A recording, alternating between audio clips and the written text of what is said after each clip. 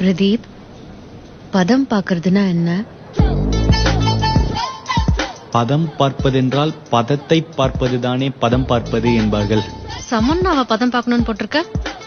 அது just heroine தானே, சும்மா ஒரு ஃபேண்டசிக்காக. ஓ,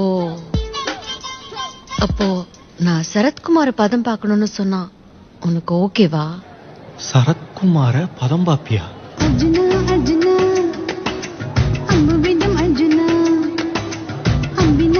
இப்போதான் உன் பிரவுசிங் ஹிஸ்டரி எல்லாம் பார்த்தேன். Namitha navel hot, Tamannaah thighs hot, Anushka leaked video hot. இவ்ளோ காம பிசாசாடா நீ.